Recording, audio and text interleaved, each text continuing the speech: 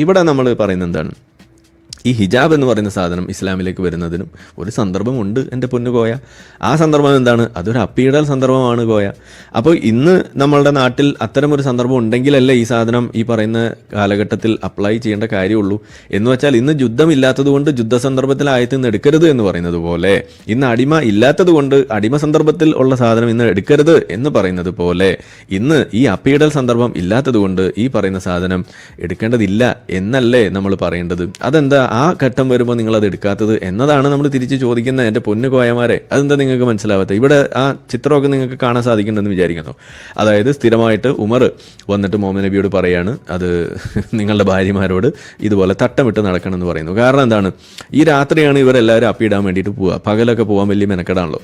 അപ്പോൾ രാത്രി അപ്പിയിടാൻ പോകുന്ന സമയത്ത് ഇതേ സമയത്ത് ഈ ഇഷാബാങ്കും എടുത്ത് നിസ്കാരം കഴിഞ്ഞ് പോകുന്ന ആ സമയത്തൊക്കെ ആയിട്ട് ഈ ഉമറും കൂട്ടാളികളും എന്ന് വെച്ചാൽ നമ്മളുടെ മഹാനായ ഉമറും കൂട്ടാളികളും അവർ പൂവാലന്മാരായിട്ട് നടക്കുന്ന കാഴ്ച, അവർ പെണ്ണുങ്ങളെ പിടിക്കുന്നു, അടിമ സ്ത്രീകളെ തോണ്ടുന്നു, അവരെ ഞെക്കുന്നു, പിടിക്കുന്നു. ഇതൊക്കെയാണ് അവരുടെ സ്ഥിരം ഹോബി.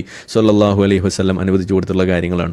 അപ്പം അങ്ങനെയുള്ളത് കൊണ്ട് അവരതൊക്കെ ചെയ്ത് നടക്കുമ്പോൾ അറിയാതെ ചില സ്വതന്ത്ര സ്ത്രീകളെ കയറി പിടിക്കുന്നു. അല്ലെങ്കിൽ ചിലപ്പോൾ അവരെ ഭാര്യ, ഈ മുഹമ്മദ് നബിയുടെ ഭാര്യമാരെ പോലും ഒളിഞ്ഞു നോക്കുന്ന അവസ്ഥ ഉണ്ടാവുകയാണ്. അപ്പം അങ്ങനെ ഉണ്ടാവുന്ന സമയത്ത് ഇതുപോലെ സൗദ അപ്പിയിടാൻ പോയപ്പോൾ അത് ഒളിഞ്ഞു കാണുന്നൊരവസ്ഥ ഉണ്ടാവുകയും സൗദ വീട്ടിൽ പോയിട്ട് അത് തിരിച്ച് പറയുകയും ചെയ്തപ്പോൾ അടുത്ത ദിവസം ആയത്തിറങ്ങി, ഇനി മുതൽ നിങ്ങൾ ഇതേപോലെ സാധനമൊക്കെ ഇട്ട് നടന്നോ, ഇല്ലെങ്കിൽ നമ്മൾ ഉമറിൻ്റെ കണ്ണിൽ പെട്ട വലിയ കുഴപ്പമാണ് എൻ്റെ കുട്ടികളെ എന്ന് പറഞ്ഞിട്ട് മുഹമ്മദ് നബി അവിടെ ആയത്തിറക്കുന്ന ഒരു അവസ്ഥയാണ് നമ്മൾ കണ്ടത്.